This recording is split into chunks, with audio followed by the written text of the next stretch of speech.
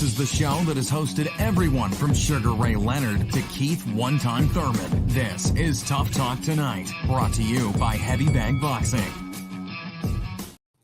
Welcome to another episode of Tough Talk Tuesday. As always, I'm your host, Lucas Biggers. Alongside me is going to be Robert Alexander, Core A, BPH. How's it going, guys? What's up, man? Oh, I'm having a lovely day in the neighborhood. Sakura, Mrs. Rogers over there. Yeah, beautiful day. Well, we do have quite a bit to talk about. Let's jump right into things here. First, we were going to be attending here, the Broner card, but not anymore, or maybe at a later time there, Rob. Sorry. The Broner card has been permanently postponed now. They are going to be looking for another opponent. Let's talk a little bit about it. This card has been doomed from the start. They were on their third opponent, and even that one fell through. Guys, what's going on? Opinions and thoughts.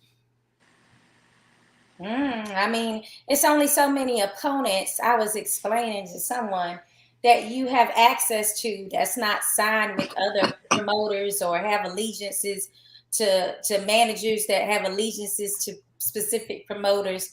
So you're kind of limited a little bit on an appropriate opponent. That's number one, because this Broner card is actually on a new app, BLK. So they're not going to be like, that's competition for the upper industry people. So you're limited on opponents, number one. Number two, you also have to be in the lane of, this is Broner's first fight back in 2 years. So you don't want somebody too tough, and especially when there's supposed to be 2 other fights that are on your platform. So I think that kind of left them in a situation where they had to make some choices on who could even fit in those criteria as an opponent. And now we're to the point now where, they just need some more time to regroup. I'm feeling like, I don't know how many seats were sold for this event. I know that our good friend Rob was saying that the event space, the venue was kind of like in an area that, most people in Atlanta don't necessarily like to go to. So I'm thinking there was more challenges involved with this fight card, not besides just the opponent itself. It's unprecedented though. Let's look at the facts. This is unprecedented. You have the first opponent who is not allowed to fight due to promotional issues, which we really don't know what the hell that is about. That kind of didn't make sense, and that fight made the most sense for a Broner fight of this caliber. You talking about Red Cash? Red Cash, yeah. Okay, he had managerial issues, like his manager wanted more money than Red Cash initially realized that he was gonna want. Well, that don't make sense, right? Because you signed the damn contract. That doesn't make any sense. You have the next opponent who somehow gets suspended, gets his license suspended due to some other issue that he had, unforeseen or whatever the case. That whole thing is bizarre. That one was supposed to be a cut that wasn't actually healed yet, but he was saying that the cut would have been healed enough by the time the fight actually happened. But I do know that Georgia's commission is a stricter commission. And now you have a third opponent who's withdrawing due to injury sustained in training for the fight. And then he has some issues with his trainer because he felt like he was trained too damn hard. I think he was, because Roy thought he wasn't going to make it anyway, so he might as well push his student to the limit if he was going to try to fight this caliber of a fight. I don't know. The whole thing is unprecedented. I've never, ever seen a promotional card ever have 3 cancellations, Lucas. Ever. It's got to be opposition, right? When they were talking about Michael Williams Jr., Roy said he was sparring lightweights and did not look good. Yeah, like you have to. I mean, there's two sides to this story. I tried to listen to the father speak as well as Roy Jones, and not lean towards anything. And there's two sides. Roy didn't think that Williams Jr. was ready for this caliber of a fight, and the father thought that he was ready. Um, and when you don't agree in your camp, that's how I see it. It's like you're not in a good place when your corner and your team don't all agree that you should have this fight. But isn't it a fight that was going to be like possibly his biggest payday? Possibly, well, no, 100% would have been his biggest payday. But also it's a fight where he might not have had that opportunity again. So I can understand the dad and the son wanting to go for it. But I also understand Roy Jones Jr. Feeling like he wanted to protect him and not have him have a loss or get injured. Um, and that's that blurry line that a lot of like fighters do have to go through at times. It's just not as public as this was. And that's what makes it like, really hard to listen to at times. It's like, damn, this whole thing got really off, the track, all the way off the rails with that training camp. So I hope that Williams Jr., heals quickly and is able to, have another opportunity like this one in the future. Yeah, that's the bad part is, that these opportunities don't come every day. So, I mean, this was a big shot for him. And now he might be just SOL because, like they said, they're looking at other places now. Right. Yeah, they're not going to wait for him to heal up, Well, your trainer is the one who knows you best. And as a trainer, as you all know, you want to train as if your opponent is at the best of his ability. And we all know at the best of his ability, Broner is a dangerous fighter. So if your guy is having trouble just in sparring and is not giving the output that you want just by sparring local boxers that without the Broner name and all of that, then I can see Roy's point. You don't want to send him out there against Broner, who you have to predict is going to be at least a whole step up in class to what this kid is used to. Yeah, for sure. I definitely believe that it would have been a step up for him after the Boza fight. But at the same time, is it worth the risk? You got to be thinking about the fact that you just went through 19, 20 fights where you're paying for the purse when you're not signed to anybody. You're investing in a future. And that's a lot of money to walk away from because you're scared of a loss. I'm always a proponent, or I'm always somebody that advocates for those boxers that want to take a risk, want to take a chance, and don't want to cherry pick.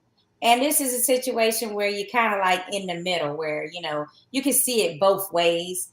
I think the main issue is that Roy Jones Jr., he is such a busy dude. He's all over the world jetting. He's got training camps in UK and here and there and appearances. It just doesn't seem like it's a really good training environment for a prospect to be in. And being in North Carolina, where they're from, it's not like it's a boxing hub where there's other gyms and other, a whole lot of other places you can train right there and get the type of sparring that you need. So I think it's a better fit if he's able to find a trainer that is more stable. Nothing wrong at all with what the champ is doing. He's doing what he earned, which is, being able to fly to UK for weeks and train somebody there and then come back here and train somebody. But if your boxer is not up to that level yet, and he is saying that he defensively needed more work, then you need to get with a training team that's going to have that time for you. And let us not also, we need to remember that that was a last minute replacement as well. Like it still was like the fight was coming around the corner and he decided, to say, yes, I'll accept this fight. So those things do mean something. We don't want to forget about that. For sure. I mean, that was last minute of the last minute replacement. Yeah. Right. So But you I mean, can't expect this kid to be totally ready for this fight, and then you're the trainer and you're not available until like the week before. You can't have that. Come on. right. And this could be bad for everybody. I don't know. The postponing doesn't necessarily mean that it's even going to be in the area. So now, Rob, you may not be able to go, to wherever it does actually get moved to, if it does get moved. Then of course it hurts BLK Prime. I mean, this is a jump start for them. Is only their second fight. Yeah. And Tevin Farmer, everybody else that was on that card. yeah, I mean, Mickey Bay, Tevin Farmer. I mean, you got all these people that are suffering because of it. And honestly, I probably would have rolled and just had Tevin Farmer and Mickey Bay be main event. I think it's a decent fight, actually. That's better than whoever the hell Broner was going to face anyway. I thought he should have been undercard myself, but I understand Broner does bring, a lot of eyes. So. But regardless, of course it's bad for Broner. I mean, he's been begging for fights, and, he finally got picked up by BLK Prime, and then this happens, It's just bad luck around for everybody. Do you guys think BLK Prime can bounce back? Are they going to stay in this for a while, or is this like a kind of a Rock Nation thing where it's going to be around for a minute and then just disappear? Well, my interesting thought on this, Lucas, they couldn't do this with Terrence Crawford. Not that caliber of a fighter. If this mess would have happened with Terrence Crawford, they would have immediately been out of business.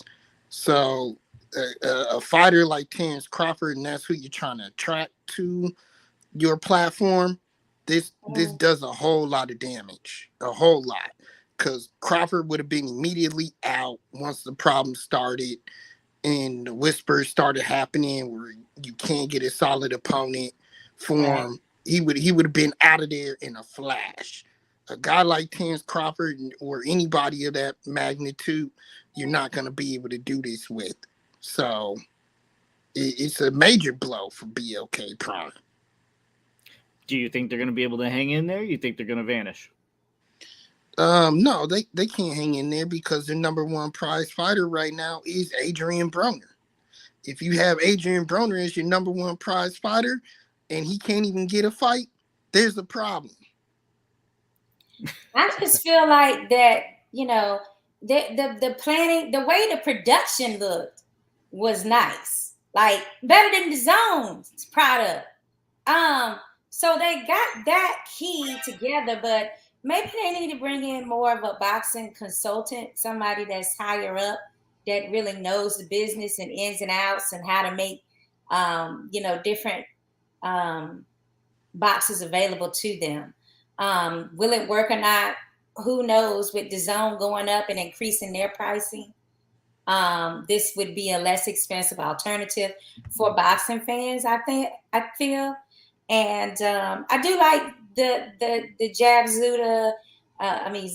Judah and Antonio Tarver, like the commentating team there that they put together so far. Everything about the production I like about it. It's just securing these fights and knowing who you got to talk to and who you got to deal with in order to make things happen for you. Because right now they're throwing a lot of money around, and it's not necessarily targeted the way it should be for longevity, I believe. And then let's get this straight too, Lucas. It's not the A side they have a problem with in this one. It's the B and C side. They can't even set an agreement with the lower guys who are coming up trying to take opportunity to fight AB. They can't even secure that. So to me, that's the bigger issue. I mean, but then again, it might not be on them at all, because a lot of people are saying that because of the way that Broner pulled out the week of his fight that was supposed to happen with Omar Figueroa that this is like some type of bad karma or, residual energy coming back around to him. Because as you stated, Rob, there were a lot of incidents where it's kind of like, bizarre.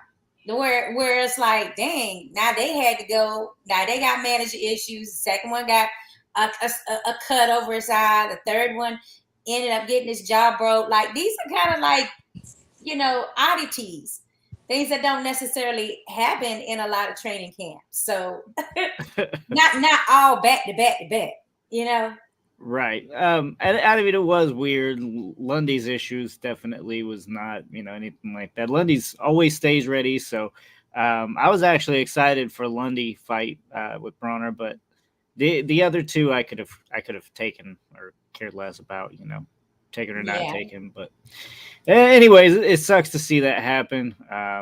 Hopefully everybody's still going to be okay from this and we can bounce back. Like you said, Sakura, though, I didn't have any problems with the BLK primes, like production quality. I thought everything was nice. Mm-hmm. And that's lacking in a lot of places right now, especially since HBO's been gone. I just feel like production quality is down. DAZN is terrible. Some of the commentary is terrible. Now you don't even get Polly's cool insights anymore. It's just been kind of garbage lately. So, but we have had some good fights this week, and let's jump into that. So we got Nery stops Hovhannisyan. Were you God, I can't talk.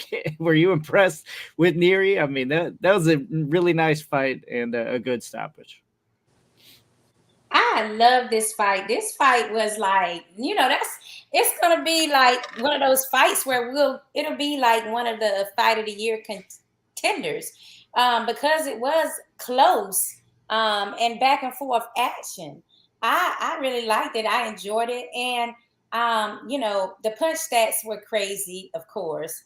But at certain point in the fight, it was like they just stopped trying to box at all, and they was just banging it out, like just going at war. So Hovhannisyan, he started kind of breaking down, and Nery was able to stop him. So you gotta love it when it's like action packed and back and forth, and then eventually somebody will is stronger than the other person's. For sure. I couldn't say it better. Rob, do you like Nery? You see Nery going places?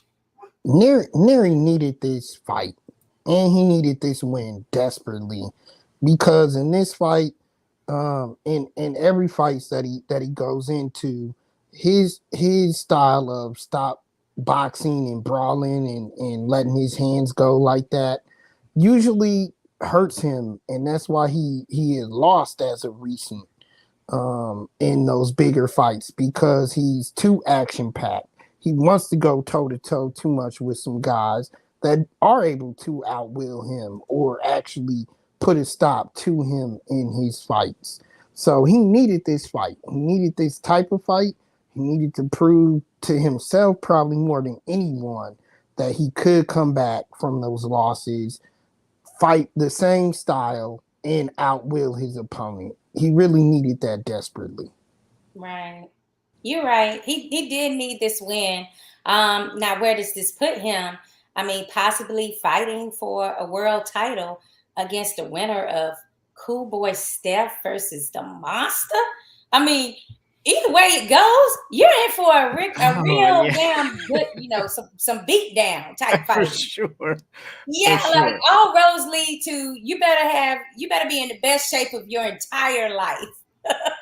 Yeah, you definitely want to get Nery a step up fight first. Get him somebody to polish some things up before you try to step into the ring with those two monsters. I mean, he fought well. He fought well, but to say he's ready for those two, I don't think he will, though, because of the style of fight that he does. He's too macho in there.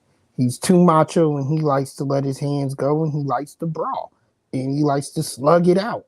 And when I don't he can think box, and he can box. He still gets caught up in those exchanges. Right. And that's the problem, Lucas, is I don't think he will be able to change that. That's just something that's in him. And especially in the bigger fights. He wants to do that. He wants to prove he's more man in those bigger fights more than anything.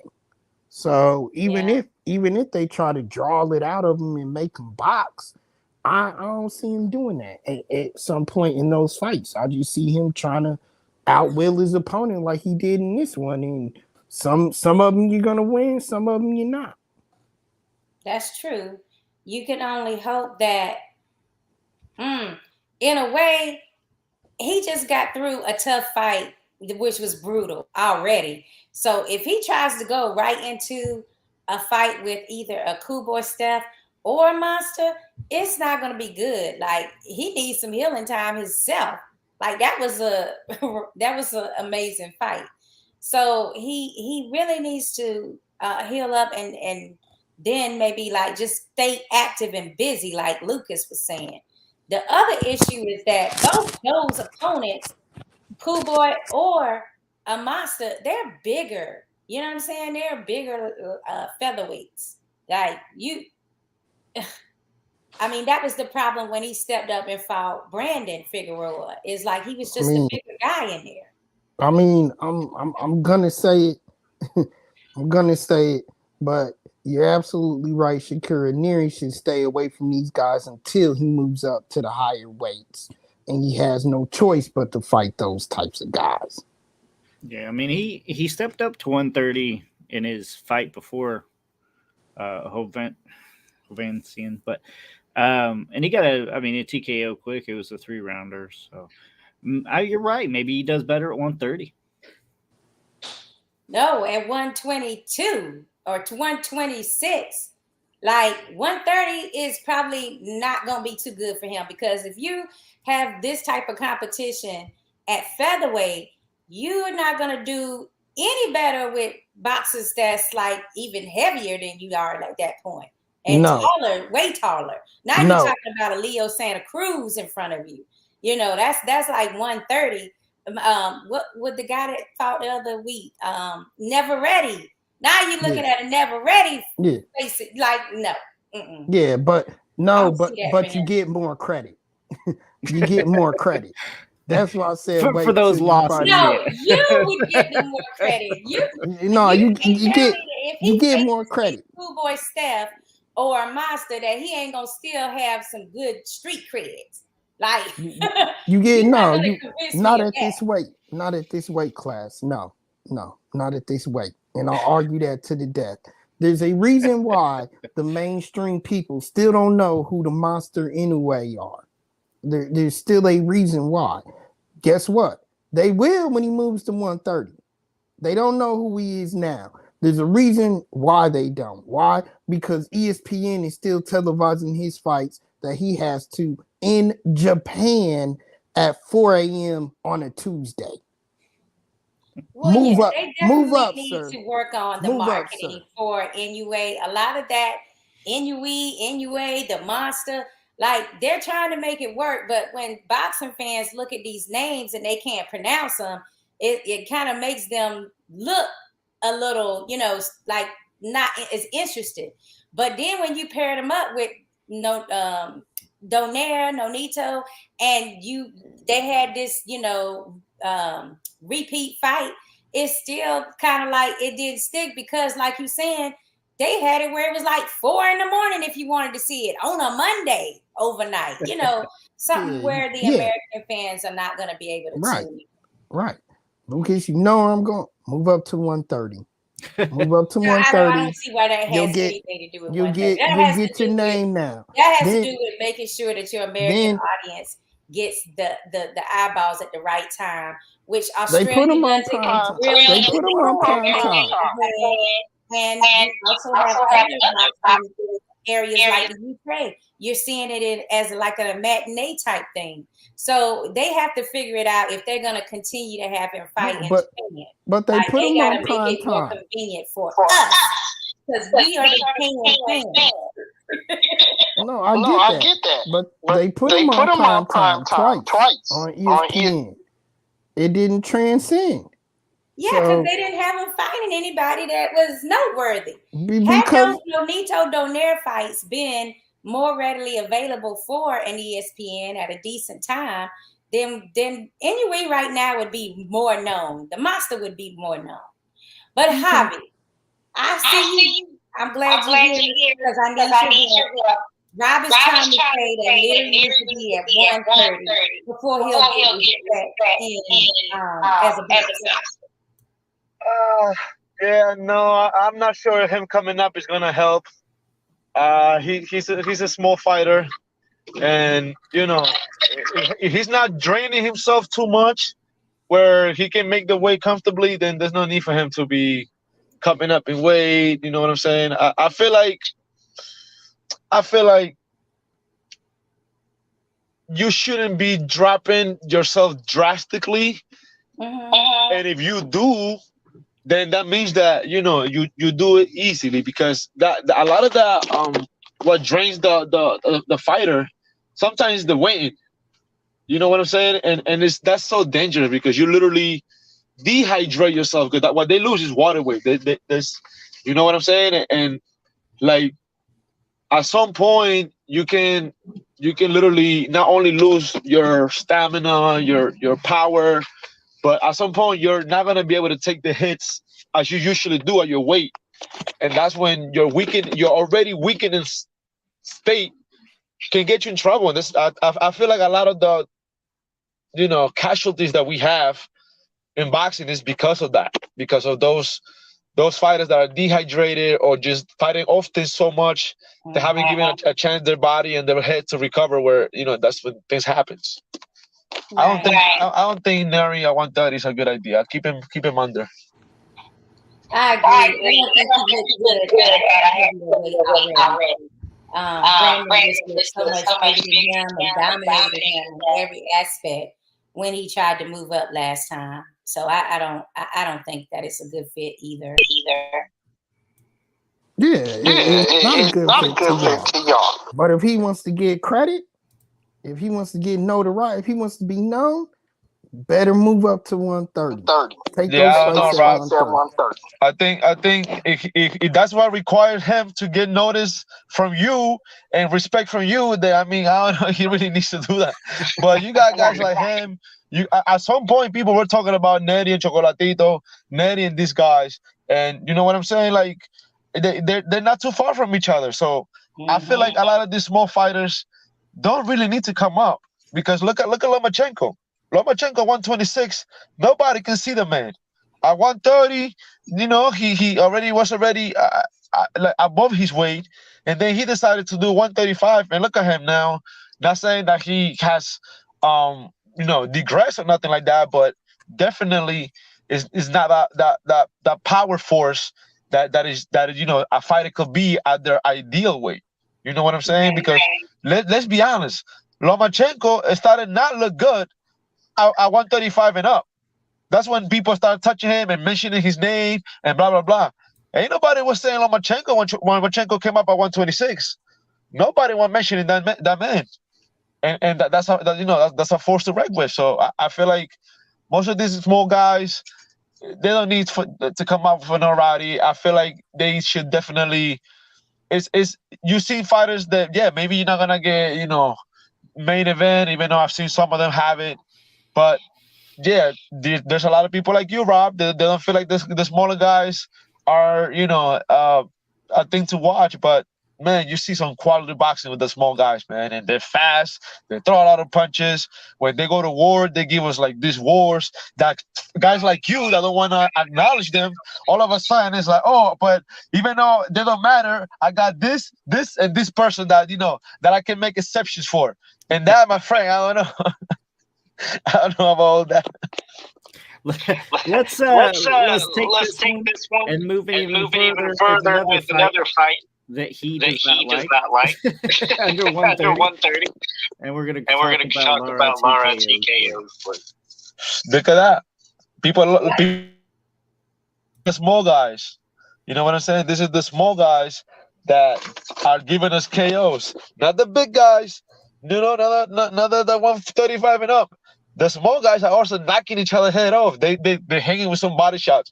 And I'll be honest with you guys, those guys, they average, I think, like 70, 80 punches per round. They be throwing a lot of punches at quick speed. I like watching small guys. Yeah, It's like, Rob, you're in the hot seat. let's talk about That's why that. people don't like him. That's why people don't You like said him. got him stop. You gotta throw 80, 90 punches around. There's no power there. All you doing is throwing all these punches and you ain't hurting nobody. That's why they don't transcend. But I'm sticking to my story. It's hurting, baby. This was, you see what this say? It says Lara TKOs Woods. So it worked. It's just more of a systematic breakdown type of boxing style, as opposed to a one punch knockout artist like somebody like Tank is.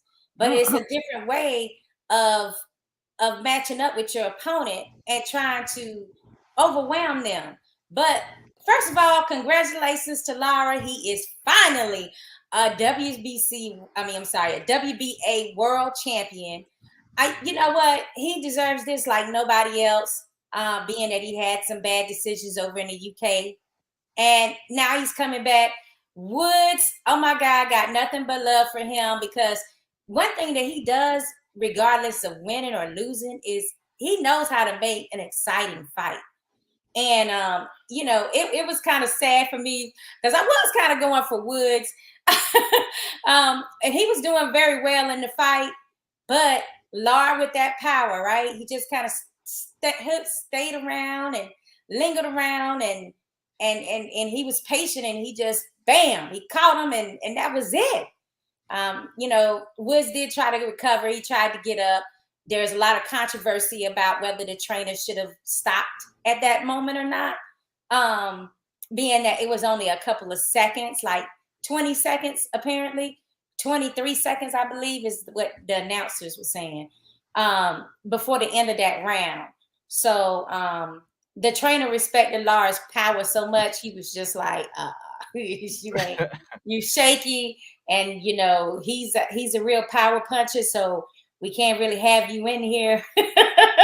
He went ahead and threw the towel in, and Woods was looking very hurt because he was up to that point winning a few rounds. He had a great momentum, but as he even said, he made a mistake and he paid for it.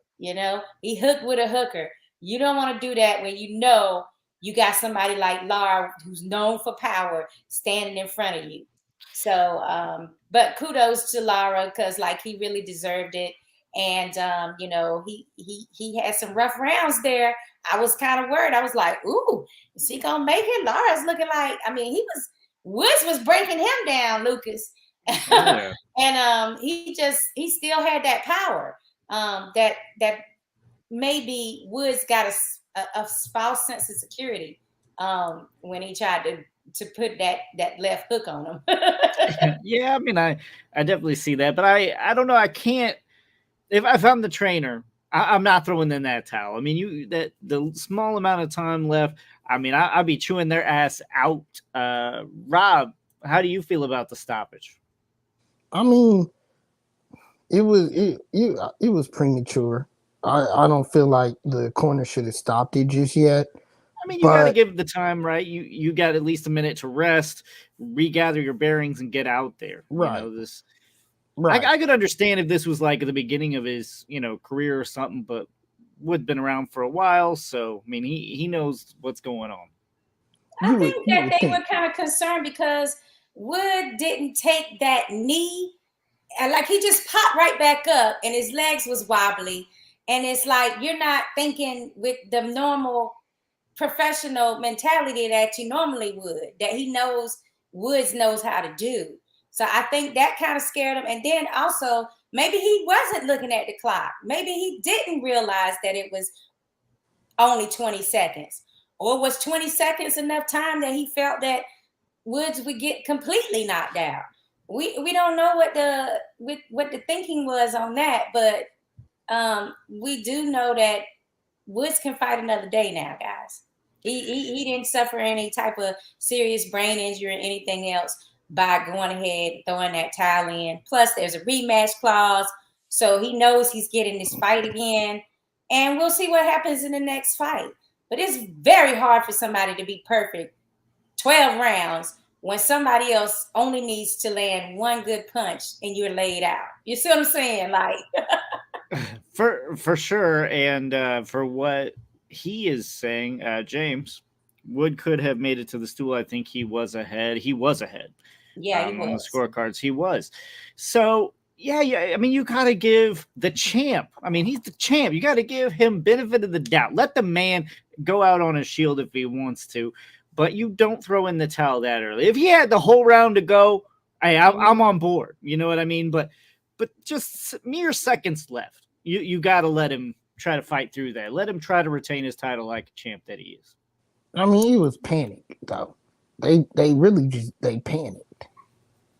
Yeah, because he wasn't looking too good. He was not stable on his legs, and he did not take the amount of time that he had to recuperate a little bit. You know that time zone where you don't have to stand directly back up, and you can use that 10 count. He didn't do that, and I think that kind of like scared them. Like, oh, is he in his right mindset right now? But also, guys, what do you think about the fact that some corners really don't be actually paying enough attention to the time and stuff? Like, that corner is supposed to be there. I'm not saying that they didn't see the time. I'm just simply saying that, don't you know that happens occasionally where they're so caught up in the fight and watching the fight and looking and trying to give these techniques and call out things to the boxer that they were not like literally looking at the actual time. I mean, how many times do you see a boxer come to the corner and ask them what round it is, and they don't even know? Yeah, they like, oh, what round is it? They looking at. Yeah, I mean, I guess you have a really good point there, Sakura, because, yeah, I mean, I don't know if they know how much time is left in the round. Some of them, kind of like me, they just get ADHD, and they're so focused on the fight that, you do kind of lose sight of everything else. Yeah. Now, Bellew was saying he felt like if you went ahead and approved him for this fight and you knew the risk then with Lara's, how dangerous he was.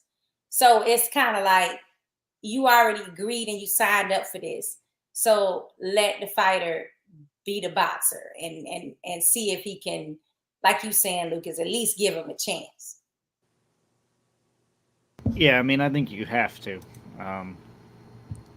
Yes, I mean, James, you're right. I mean, it is still the people in the corner. They got to do that, but Wood could have dropped his mouth guard, Ray Burgess. I mean, hey, you got to do what you got to do. Mm-hmm.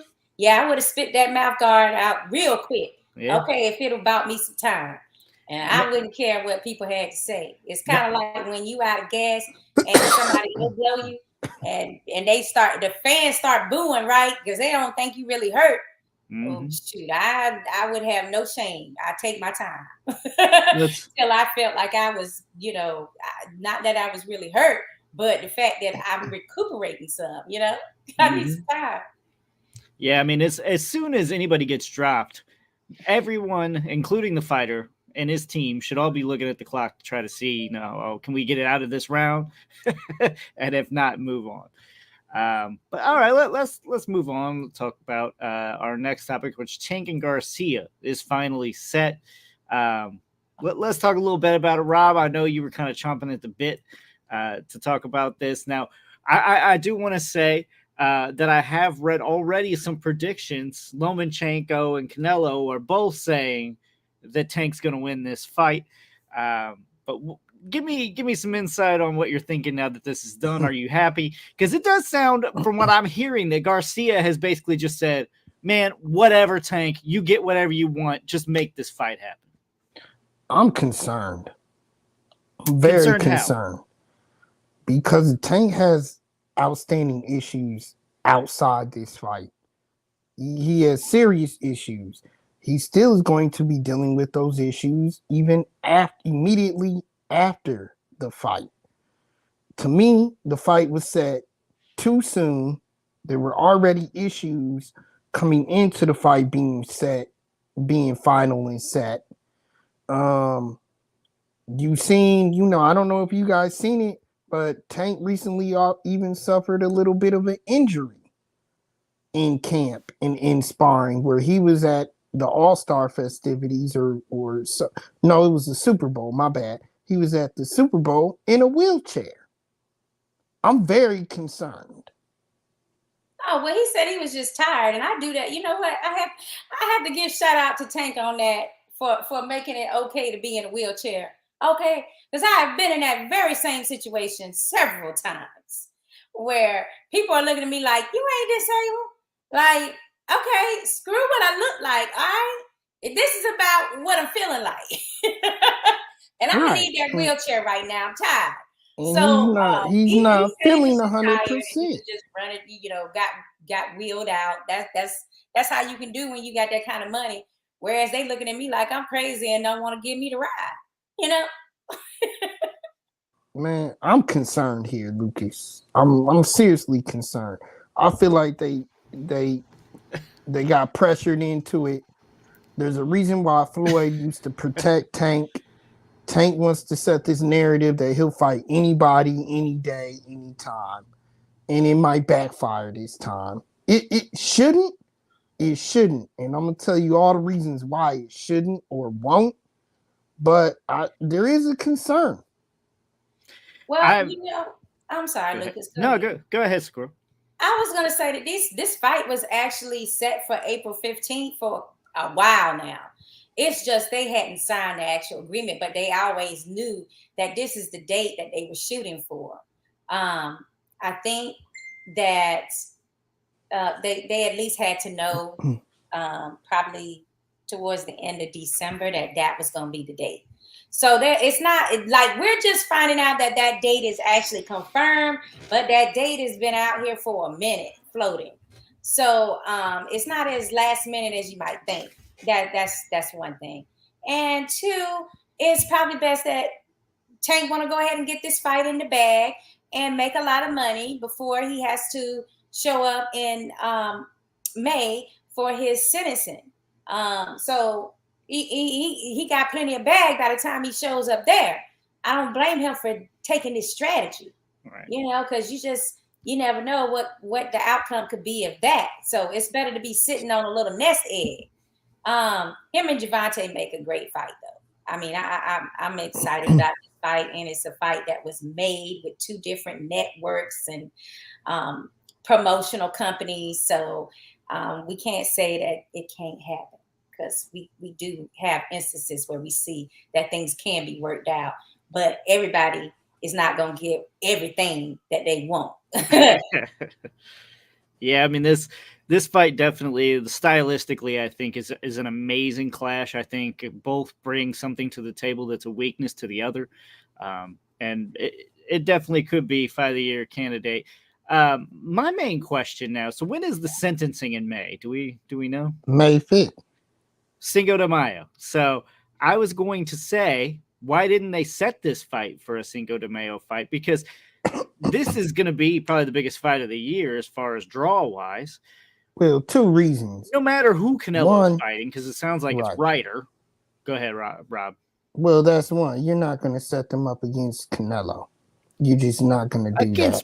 Against Ryder, though? I mean, come on. They're going to outperform. They would push him off. So he would have to pick a different date. I mean, that's a boss-ass move. I think they should do that.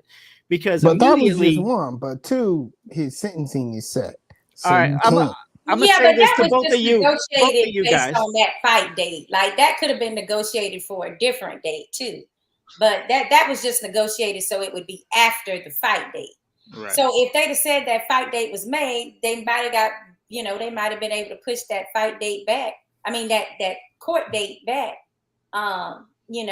to later in May or. But if you think, why prolong it? I'm interested in what Lucas is saying, like, make a boss move and take this Cinco de Mayo holiday. It still would be Ryan Garcia, which is, a Latino fighter. So it still makes sense to be on Cinco de Mayo. The only thing is, yes, Canelo will be in a fight that night, but his, he wants to fight at home, his first home fight, basically. It's going to be more, I guess maybe they didn't want to split up Mexican fans to have to choose which pay-per-view to watch. But if they real boxing fans, they would have went for the one that's more question mark. There's nothing questionable about Canelo, beating a Ryder. It's gonna happen, So if you're gonna pick, I'm gonna choose a fight where I don't necessarily know which outcome is going to be.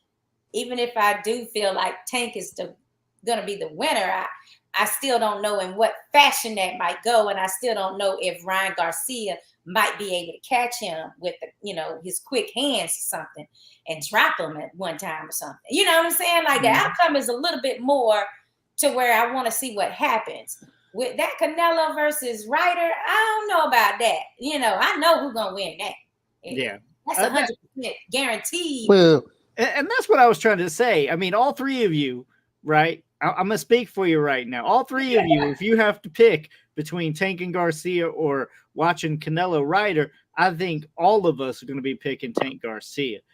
Right. But that's not fair. Tank, how's that not fair? This fight right here deserves its own date. ESPN has it listed as basically the fight in probably the best fight matchup in probably a decade. They deserve. So if it is, why they wouldn't deserve it their be on Cinco de They Mayo? deserve their own fight date. I think you're missing the point I'm trying to make, Rob. So, No, I think you would force nobody's Canelo off of missing the date. You would force it's the promotional move, right? Because whoever the winner is coming out as a new face of boxing. Yeah. Because Ryan Garcia and Tank, both these guys are young. Both these guys can still bang for a while. And both are very entertaining to watch, right? Any fight that you've seen these guys in are all super entertaining. I mean, that's Canelo included, obviously. But I mean, you look at it, and he's facing basically like a tune-up, I mean, that's a nothing burger, right? He's going to have to move off Cinco de Mayo because no one will be tuning into that unless it's different time frames. You're talking about Canelo, who's right now a first ballot Hall of Famer. These two fighters don't have Hall of Fame behind their name yet. They have to have fights like these now. Canelo's already been there and done it. Fans don't give a damn about that. Listen, they only give a damn about what's gonna be the more exciting, entertaining fight. You're not gonna be able to push them off that day. That fight of the year type vibe. They don't care like if it's somebody that's future Hall of Fame status. Like they want the more action-packed fight. No, you don't compete with Canelo. No, I don't. Come on, man. This is why he's fighting Ryder. You don't think there's bigger fights for him to take? He's finally got to a weight. You won't watch it doesn't mean that the no, man. He's finally ain't gonna watch it. Talking about you're not going to pay to watch that. Canelo's finally got to a weight where he's going to have issues. That's why he ain't to watch it. That's what I said. Did I stutter? I said you're not going to pay to watch it. Yes, it's Canelo. I hear crickets now on that one. You pay to watch it. It's Canelo. You ain't gonna pay to watch it. CJ Hooker, I gotta agree with you. Tank by KO or Garcia by decision. I believe Tank will stop him because if he doesn't, he will get robbed. And not just that. I mean, how many times now have we seen Ryan Garcia pull out with his head and his chin straight in the air? If he can get that under control and he can control the range, Garcia has a good chance of fighting him to a decision. But again, he has to be on point every round. I'm not sure if Garcia has that chin that he can really take some of those shots from Tank. And on top of that, let's think about Tank's chin. I mean, how likely is it that Ryan can hit him and it not move him at all? He took some hellified punches before we've seen. And it didn't do nothing because he's like got a goat like chin. So it's gonna take a lot. It's got to be that punch that he doesn't see. That's what makes this fight great for me because it's like the speed that you need to catch somebody with a punch that they don't see. That is Ryan Garcia's attribute. For sure. So that's what's making it intriguing for me. But you're right. He do be backing out with his chin up in the air, and I hope that they've been working on this defensively for at least a year now, because they've been knowing that this fight was going to be coming up soon for him. So I'm hoping that that's something that they've worked on. Yeah, I mean the speed with Ryan Garcia, if he can control the range with that jab, I think I like him to outpoint him. James, you're killing me here with this comment. Ryder isn't Yildirim, but he's Yildirim adjacent. Yeah. That makes sense. Yildirim adjacent. I gotta use that.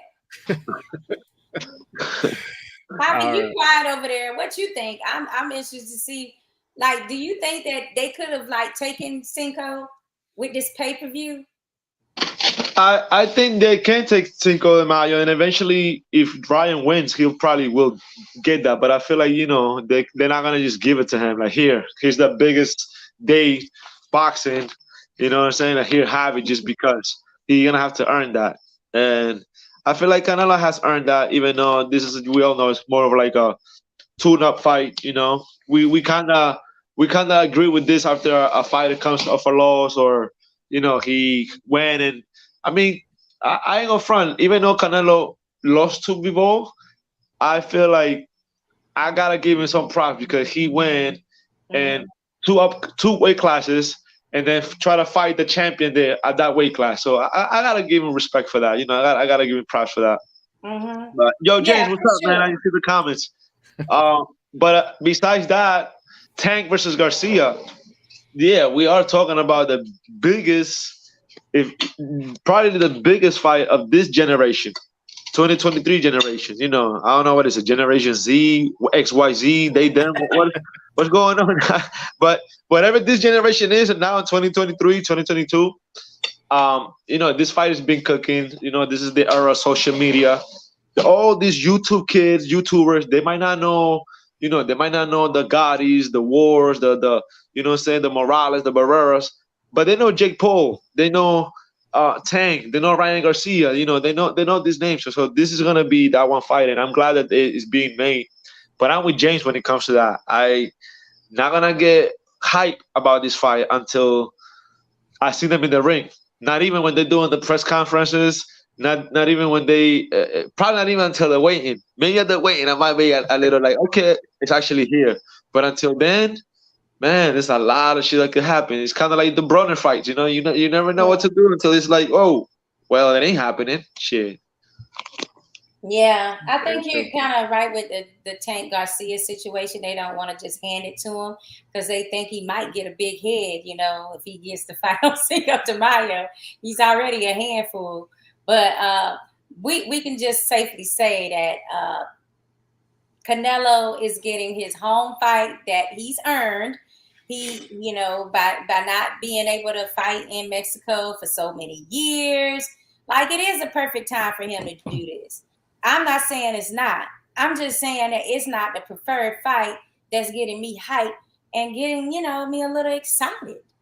Is it gonna be pay-per-view, that one? I'm sorry. He's gonna be on DAZN, so I don't know if it's gonna be an additional pay-per-view with them increasing the price of their app soon. So I don't know if they're gonna still go ahead and see if Canelo can garner even more money. More than likely, yes. Everything else is pay-per-view. I can't see why Canelo wouldn't be pay-per-view now. I'm sure it will be with how things have been. I mean, they ain't paying for back-to-back pay-per-views. I tell you that. If I pay for if April come around and I paid for Tank and Garcia, I'm not about to turn around and have another pay-per-view deal. Yeah, but you know what? Right, and I honestly, I will pay for that one, for the Tank Garcia fight. I think that's a good fight.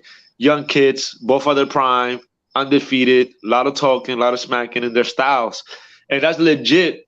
What makes this fight exciting, and what was going to show us, this is going to be the test right here, because boxing is going to understand that, yeah, there could be amazing freaking sales, amazing pay-per-view numbers, amazing audience ratings, all of the good stuff that the media likes, that brings money for the showbiz part of the sport.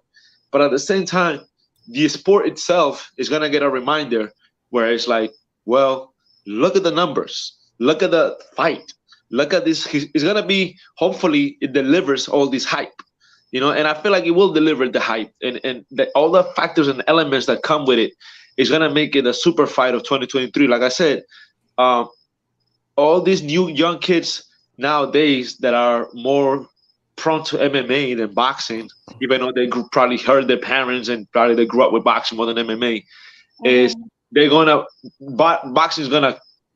This is the fight that we need for people to understand. Like, the sport's not going nowhere. It's not dying like some idiots be saying on the internet. Like, it's not dead. It's here. We just need fights like this.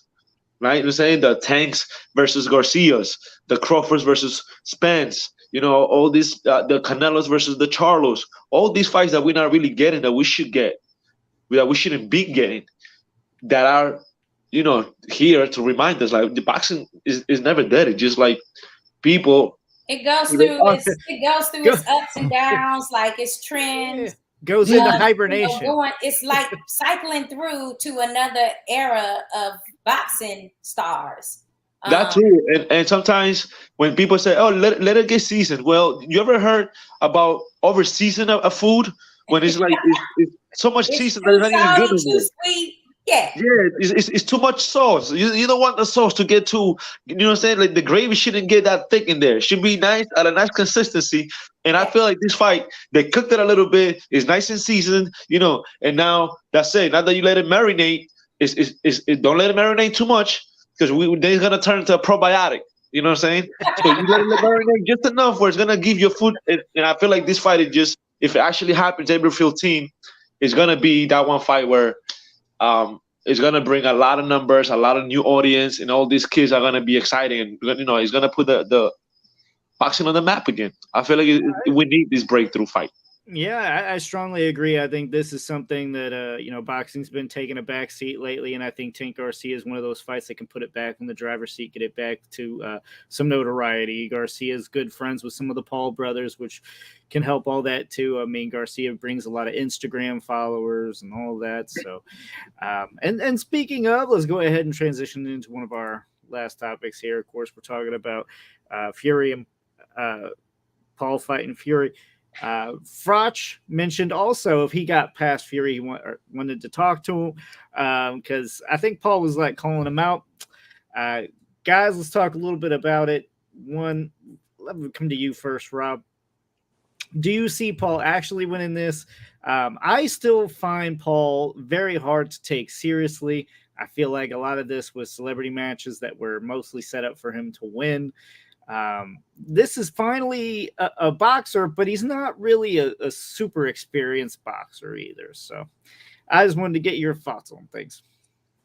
Paul is kind of a anomaly in boxing because there are times with his most recent fight with a celebrity MMA fighter, not a boxer, where I felt like he did get outclassed in that fight, but he still was able to come through with the power and earn a knockout victory.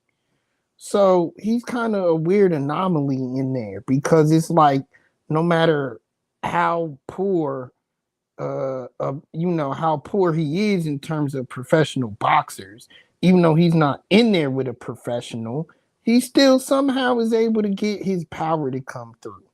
And I don't even think most of the time that these fights with the celebrities, like the weights have been off, in my opinion. I just don't see them taking it as a serious boxing match. It's all been pretty much exhibitions up to this point.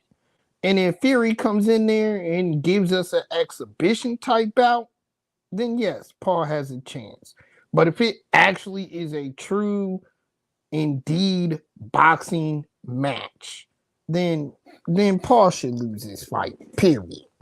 Unless he paid the man to take a dive. I'm at Fury. Gosh damn it. You said Paul lose his life. Like, I'm like, huh? I'm sorry.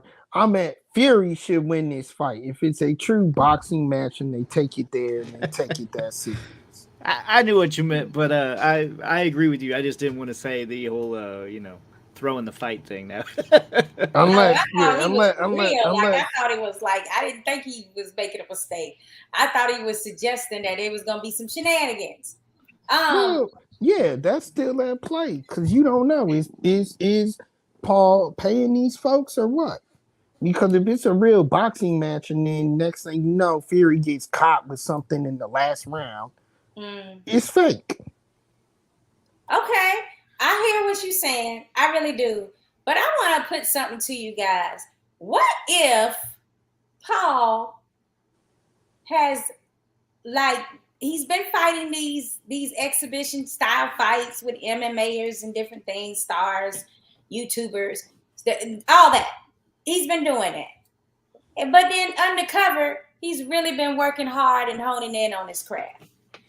Then you should be fighting regular boxers. To this fight with Fury, Tommy, I don't want to sound like I'm being Debbie Downer on the brother of somebody, but he like that brother. He's not like a Tyson Fury. He doesn't seem that interested in boxing to me. Okay. He doesn't spend the type of time that Fury, when he's on point, when Tyson Fury is on point, he's in the gym. He's a gym rat when he's on point. He don't have that vibe to me, guys. I think he likes to look a certain way. He likes his muscles and he likes to be in shape. I don't think that he's truly loving boxing the way, or working, or having the work ethic that somebody like a Jake Paul has right now. I mean, every time I go online, guys, no lie, every time I go online, this man is working in a different way. He's training in a different way. He has a top level training team, and has had it for a while. So we also have to remember that Mayweather decided to fight his brother, not him, because he takes boxing more seriously than the brother. These are all things to me that lead up to the fact that Jake Paul is like more problems than people feel. Now, I also got in an argument on Twitter with one of my good friends because he was saying that, he didn't like the fact that the WBC has said that they will rank, not give a belt to, but rank Paul or Fury, whichever one gets, the win. They have to win the fight and then they'll get ranked on the rankings. But I went through that list and I'm like looking at these cruiserweights. Who knows a cruiserweight anymore? They should be thanking Paul for giving that division some type of life. Like, instead of going in on Paul about that shit, they need to be thinking like, hey, we at least got some attention on this weight class. Because I didn't even know who the damn champion was till Canelo got ready to fight. Remember when he was trying to fight the cruiserweight that nobody knew? Mm-hmm. But he was already, obligated to fight his number one contender at that time. So I didn't even know that guy's name till then. Now we're talking about Paul bringing some action and some life to that division if he is able to beat Fury. I see no reason why he shouldn't be ranked at that point. Now, my question is, who are you going to try to skip over to give Paul the ranking? Where does he come in on the list? This is your first professional bout. I don't think you should go to number one contender status. I don't even think he should go to ranked. I'm in agree. I don't think he should be ranked at all. I don't think the winner of this should be ranked at all. I think you have to beat somebody who's already ranked to get ranked. That's not how it works, though. That's not even how it works for real. Not real, but that's not even how it works for prospects in general. No, I know. I just that's what I want. So personally. Why are you trying to hold Paul and Fury up to a higher standard than you are the professional athletes that? Well, to add on to that, this is a catch weight. This isn't even set at a weight. I mean, if you set it at a weight, that's different. We can at least discuss that, have that conversation. But this is a catch weight, which is even furthermore that this is an exhibition for me.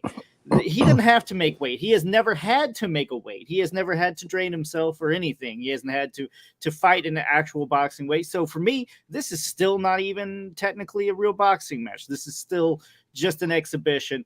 And for me, everything that Paul does is very WWE-esque. It's already seems very set up. Maybe it's the way he just calls everybody out and the way he carries himself. I'm not saying it's bad because in a way it does bring a lot of eyes to the sport. I think anybody, especially kids now that talk to me, is all about Jake Paul. Oh, Jake Paul's a boxer. And I'm like, oh my God, my brain hurts. I can't stand to hear that shit. But what are you between that, gonna do after he fights this Fury fight, who everybody is commended for being an actual boxer? I mean, I'm happy. Boxer.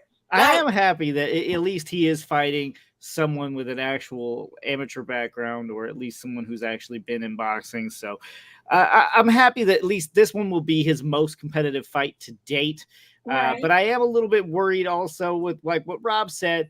This might be set up too. I mean, Paul's already bought people $8,000 watch, but who knows? You know, this is very weird. He's able to just come into boxing and call his shots. And I don't like that. He's going to be able to say, you know, what weight he's going to fight at, where he's going to fight at, because he's worth the most money. And and most people have to work to that point, and that's Floyd included, you know. But now he's just coming in and he's calling all the shots, and I don't like that. Now, I will say I agree with you completely as far as his training. You know, he's getting brought up by BJ Flores, and I think they're doing amazing with him. Especially for somebody who's joined into boxing so late. He does look well. But yeah, I think he's better than most people think because he's just been fighting and making money off these MMA type, you know, deals. But he's not being tested in that way for you to really see just how good he is. But I think he's going to shock a lot of damn people. And also, I actually have him winning this fight, guys. I really do. I think that he has the ability. I mean, Tommy ain't known for knocking out people. Like, he's not. Now, on the other hand, Paul has knocked out a few people, and he has power, regardless if you think some of it was rigged for him to get the big shot or not. He got the shot off. It's power there. It's natural ability. So I feel like Paul has a better chance of KO and Fury than Fury has a KO and Paul. Yeah, I mean, you look at some of the box rec history for Fury, you know, his loss to ratio is terrible. I mean, his first fight, he fought a dude 102-3. 0-26, another guy who's 0-11, another guy who's 0-9, another guy who's 0-1. This is not, I mean, it's not looking good. I mean, but it definitely could be the route that Rob's about to say. It could be a little stinky, a little setup. No, but I'm just saying there's a difference between knocking out people, like you said, he's been able to knock out people, and actually real boxers. And he hasn't fought a real boxer yet. He shouldn't. Okay, but I believe that. Did you hear that record Lucas just read to you? He's still fighting real boxers. Well, he's fighting real boxer, and he's gonna knock him out too. I don't consider 10, 102-3 a real boxer. That's a jobber. What did I tell you in the beginning of my spiel? I said he ain't no damn Tyson Fury. Like, no, this Fury is more of a pretender, you know. This Fury is having fun. His older brother has plenty of money for the entire family. He can afford to be lackadaisical. He ain't hungry. Yeah, you know? This is going to be in Saudi Arabia too. Yeah, I don't know. I'm not a big fan of all of this, but Rob, where'd you go? That's about to come to you. Oh well, I want to hear. Javi, are you still with us? Man. Okay, what's your take on this? I mean, I mean, you used to hate Jake Paul. Have you changed any? I bet, man. I must admit, I'm starting to respect his work ethic. You know, I'm starting to see some improvement, and I'm starting to see it from a showbiz point of view where it's like, okay, well, he's making the sport relevant, and yeah, I mean, and he's also proof of the bullshit that's wrong with boxing. Starting from him calling the shots, being the A side by just being a YouTuber and bringing an audience and bringing money.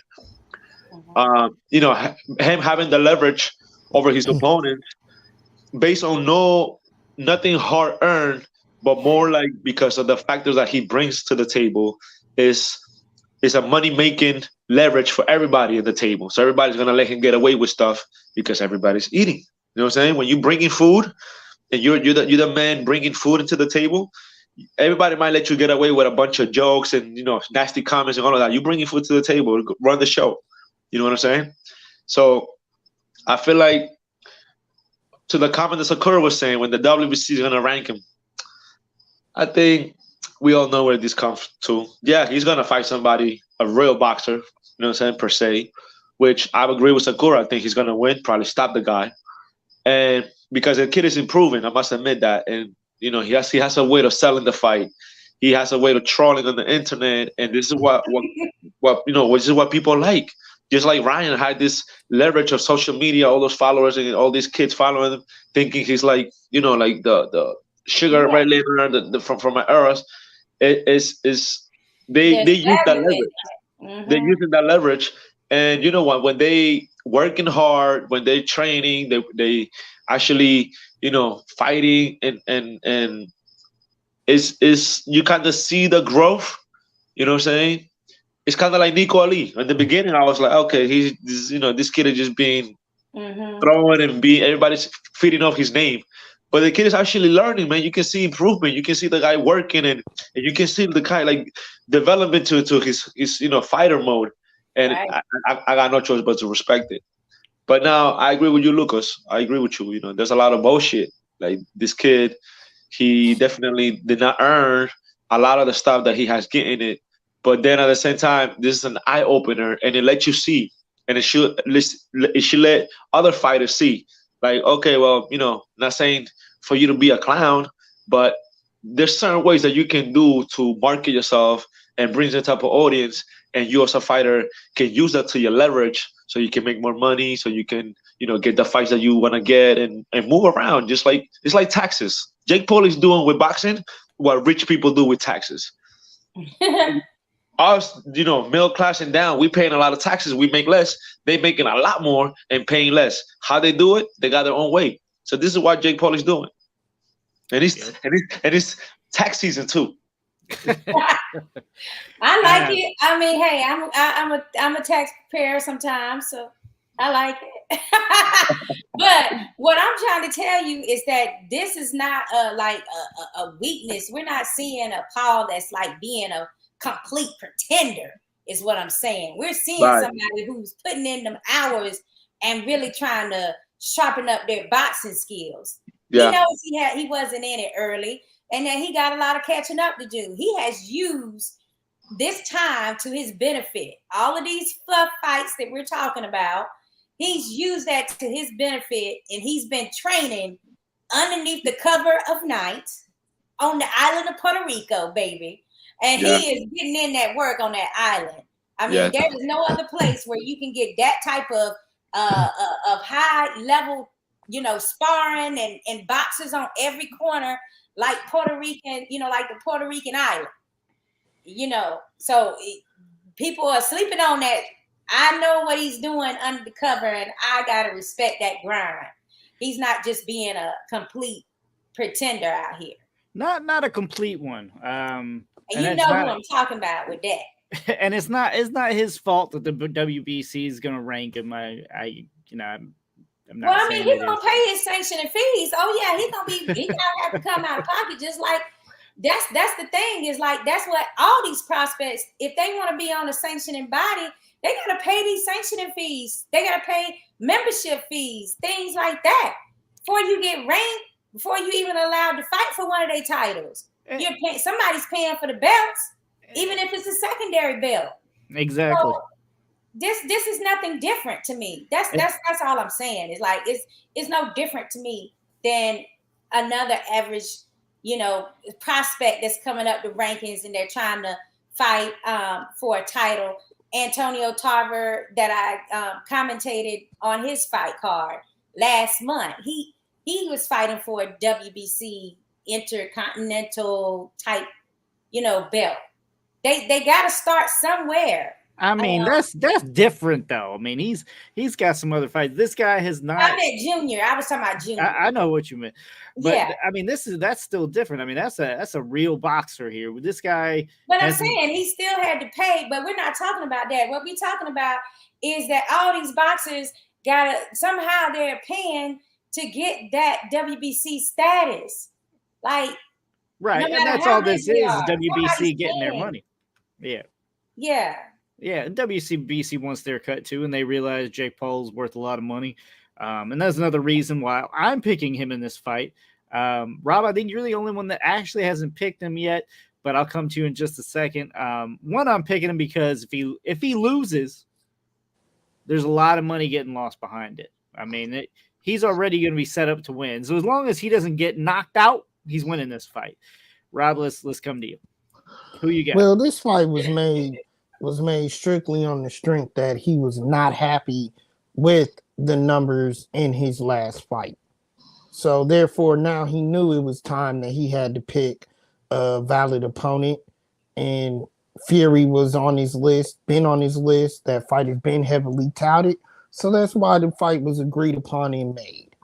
Let's face it, Fury can't fight in the U.S., so that's why they decided to take it to Saudi, because there was no way he was going to fight Fury in the UK. There's no way. But Jake Paul is one of those type of people that, what do they do when you're childhood actors, childhood stars on the Disney Channel? You have to find your way in life eventually. So they usually turn to other avenues.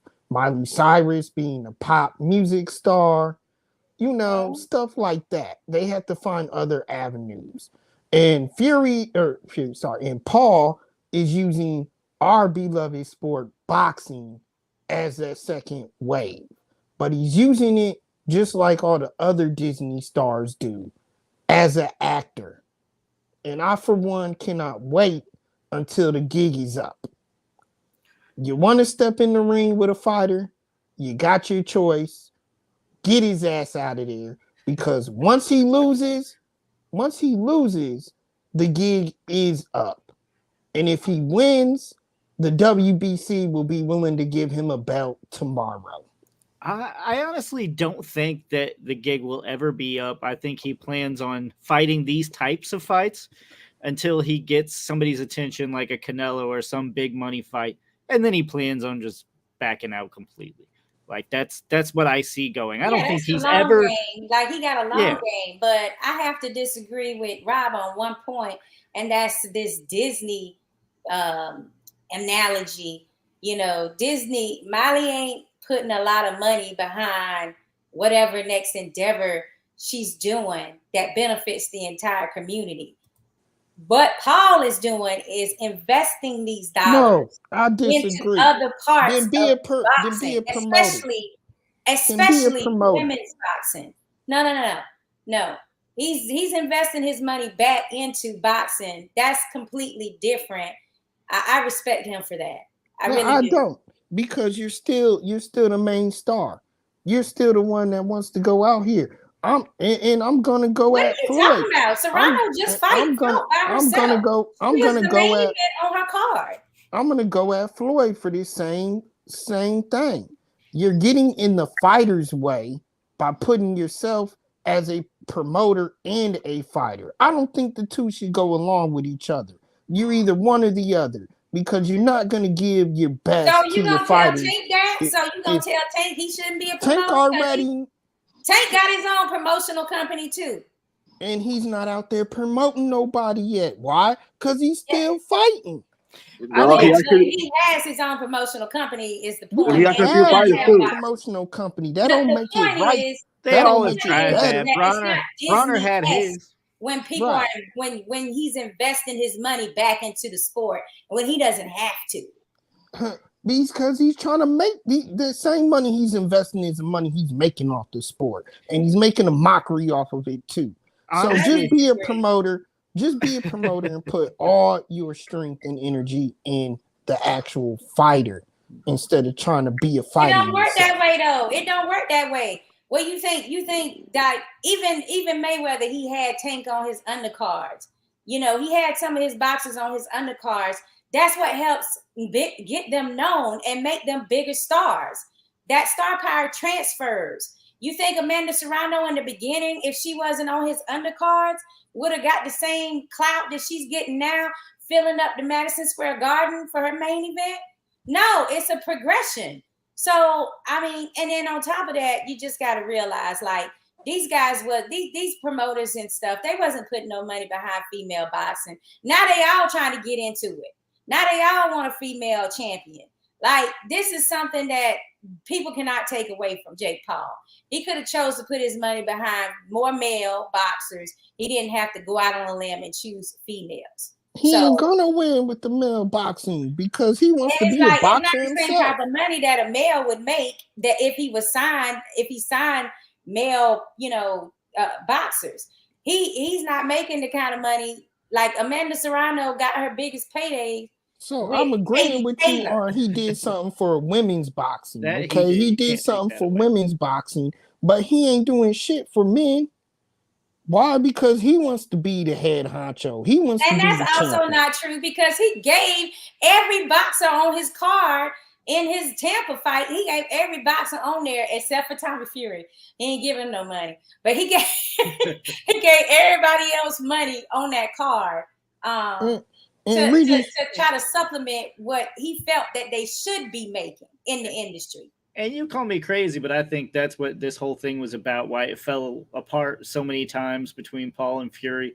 He wasn't happy with that number. He's like, oh, you want me to lose? You better pay me more. You better pay me more than that for me and my opposition that's like, I mean, what he just didn't pay them, they were on his undercard. So everybody else on the undercard got like an extra 50,000 and he skipped right over them, I remember that, and that's another reason why I was saying that. I think that was some grudging there. Oh yeah, for sure. I think we're heading towards the internet for the night. Rob, do you have any rapid fire? Hell no, it's 10:39. Out of breath. Well, you know what? I got one cool thing to say. Sure, go ahead. I had read that Kata Plant has a new website. That website is that website is benavidez.com. Yeah, DavidBenavidez.com. Now you talk about smart like that. Now that's a good mental play on somebody. When you own their damn name in a domain. I think that was brilliant marketing towards this fight. I actually just went to it just to check because I did hear that earlier. DavidBenavidez.com. And it is a store for Caleb Plant merchandise.